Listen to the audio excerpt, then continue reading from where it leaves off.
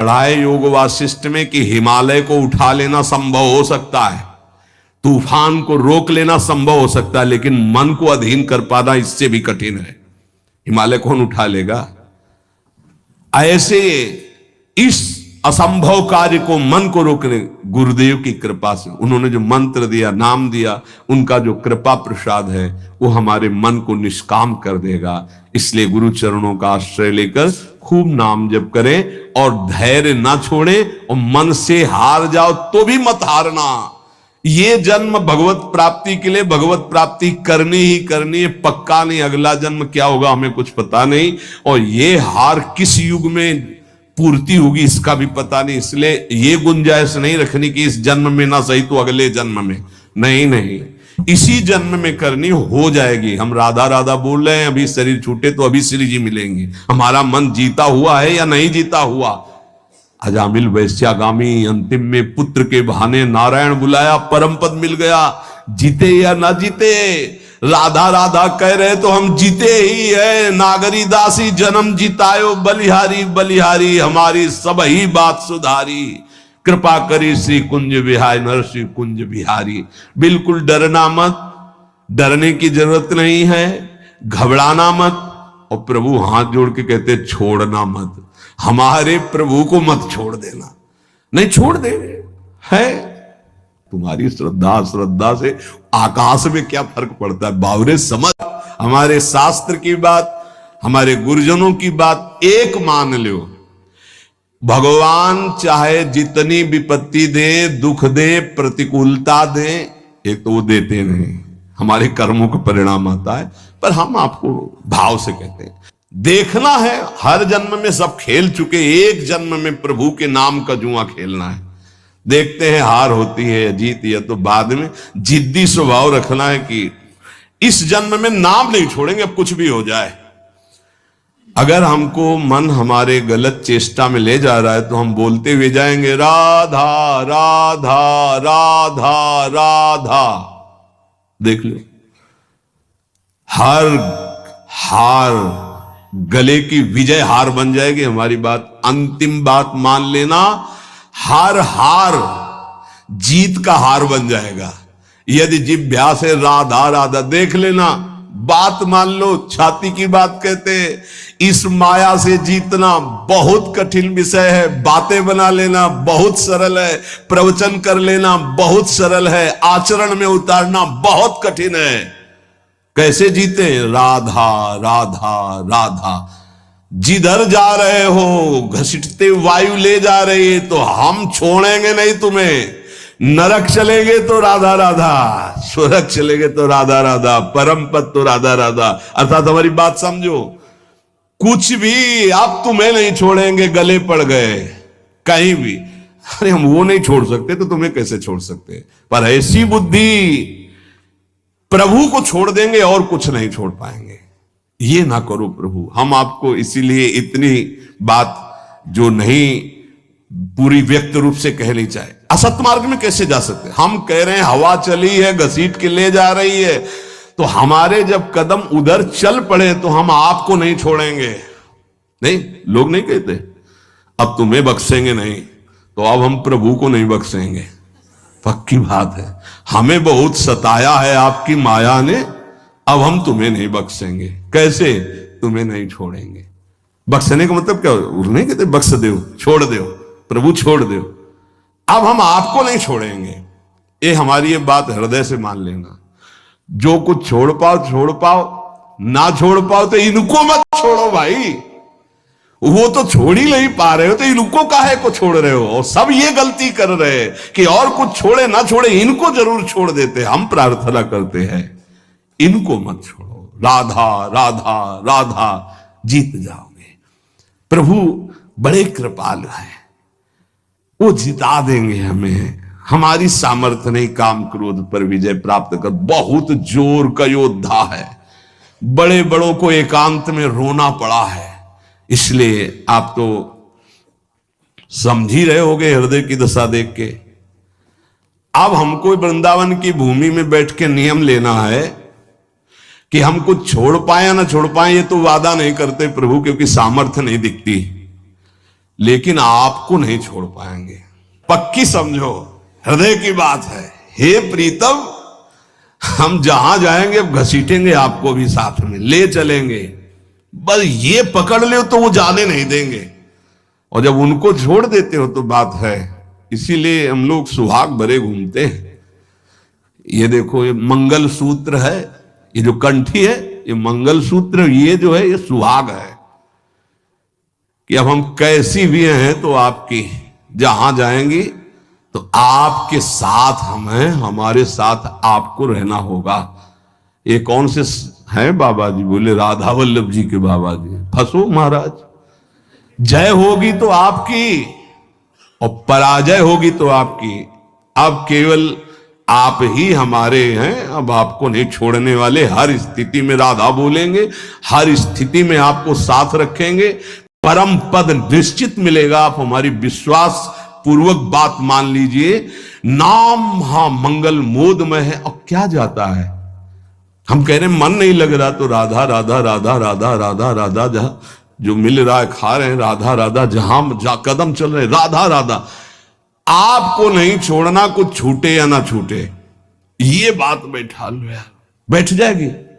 बड़ी कठिन है, अगर बैठा लो तो बात बन जाएगी। हम तो सार बात ये पकड़ पाए हैं कि महाराज आपके लायक हम बन पावे कि ना बन पावे कोई वादा नहीं है।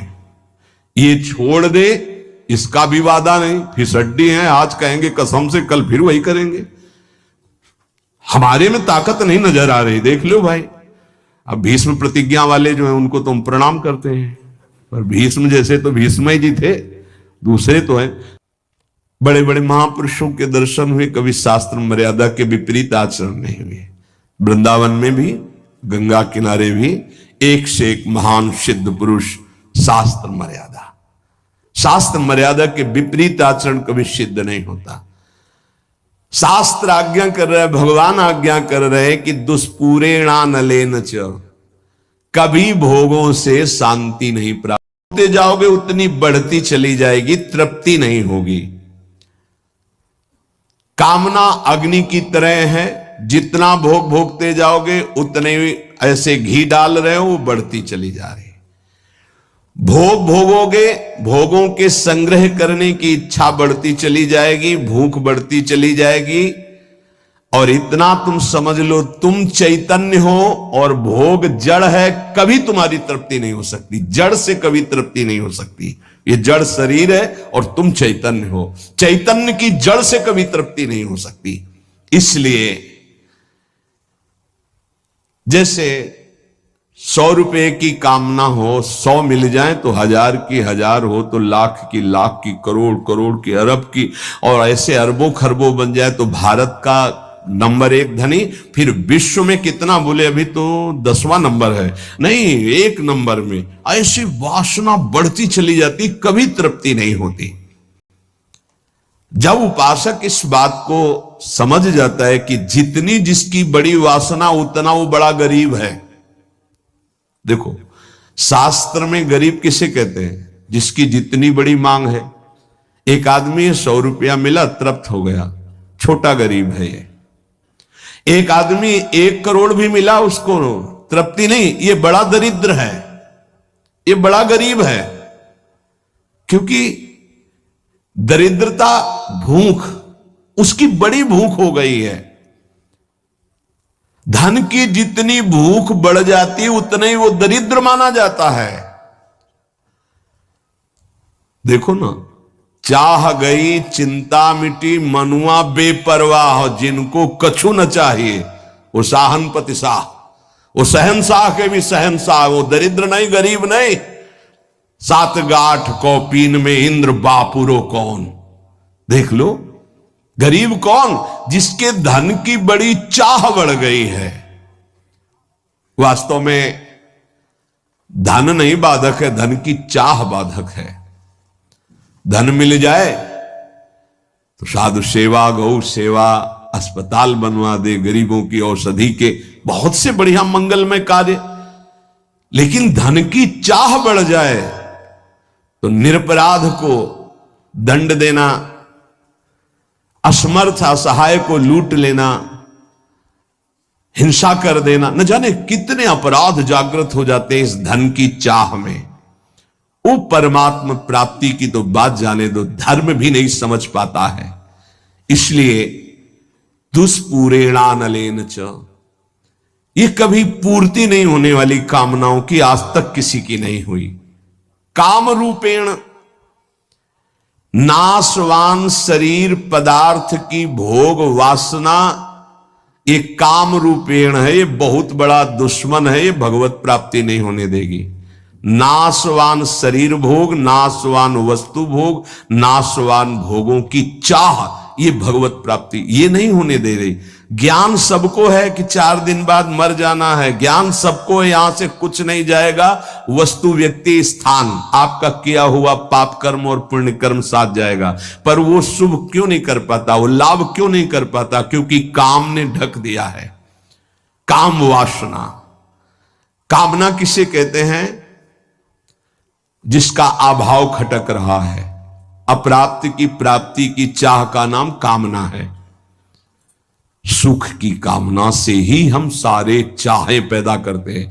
जितनी चाह है उसके अंतर में सुख है।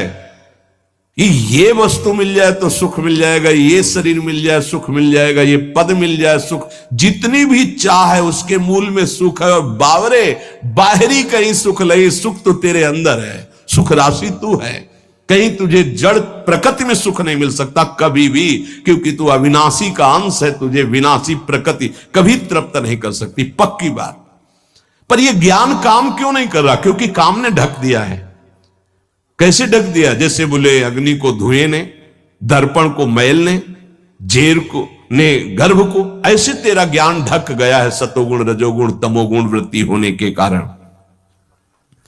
अप्राप्त की प्राप्ति करने का नाम, सुना हुआ देखा हुआ भोग, उसे भोगने की इच्छा का नाम, उस भोग को संग्रह करने की इच्छा का नाम कामना। और अंतःकरण में बहुत सूक्ष्म वृत्तियां भोगों की दबी हुई है, उनका नाम वासना। और ये वस्तु ये भोग तो चाहिए ही मुझे, इसके बिना मैं नहीं जी सकता, इसका नाम स्पृहा। और ये तो हमारी बहुत पसंद की वस्तु है, व्यक्ति है, स्थान है, आसक्ति। अब आशा लगाए हुए हैं कि ये भोग तो मिलेगा ही, जरूर मिलेगा, आज नहीं तो कल, इसे आशा कहते हैं। भोगे हुए भोगों को पुनः भोग लूं, इसे तृष्णा कहते हैं। अब चाहे मांगना ही क्यों न पड़े, ये प्रबल इच्छा बढ़ गई, याचना। इस तरह ये पूरा काम ही है जो कामना, वासना, स्पृहा, आसक्ति, याचना, लोभ, तृष्णा, इनके रूप में प्रकाशित होता है। ज्ञानिनो नित्य वैरिणः, जो साधन मार्ग आपको मिला है और जो इस मार्ग में चल रहे हैं, वो सब साधक ज्ञानी हैं, चाहे जिस मार्ग के हो। क्यों? क्योंकि वो अज्ञान का त्याग कर सत्य मार्ग में चल रहे हैं, तो विवेकी तो है ही, ज्ञानी तो है ही। उनका एक खास दुश्मन है। और बोले जितने संसारी लोग हैं उनको तो मार के गिरा दिया। दुश्मन तो तब होता है ना विपक्ष खड़ा हो, वहां कोई विपक्ष है नहीं है, वो तो उसी में राजी है ना। साधक ज्ञानी, जो ज्ञान जागृत हुआ कि असत है और त्याग कर चला, अब वो गिराने की कोशिश। काम रूप बैरी, ज्ञानिनो नित्य बैरिणा। इसको दुश्मन कौन समझता है? काम को मित्र समझता है, दुश्मन कहां समझता है? अंदर कामनाएं उत्पन्न नहीं, कभी जले कि ये दुश्मन जागृत हो रहा, नहीं, आप उसको मित्र मान रहे। जो मन कामना से युक्त होता है, उसे पूर्ति करने के लिए प्रयासरत हो जाते हैं। साधन ना करने वालों के लिए ये महान दुखदाई है, पर वो पहचानते नहीं हैं और साधक पहचानता है इसे। भगवान स्वयं कह रहे हैं कि जो विवेकशील मेरी साधना प्राप्ति में लगा है, उसका ये नित्य बैरी है। प्रतिपल ये कष्ट देने वाला काम है, यही भगवत प्राप्ति नहीं होने देता। जहां काम तहां राम नहीं, जहां राम नहीं काम, ये एक साथ नहीं रह सकते। और अभी काम है, कामना, इसीलिए अंदर भगवत साक्षात्कार नहीं हो पा रहा। ये कामना बहुत बड़ा शत्रु है साधक का। ये उत्पन्न होकर के ज्ञान को ढक देती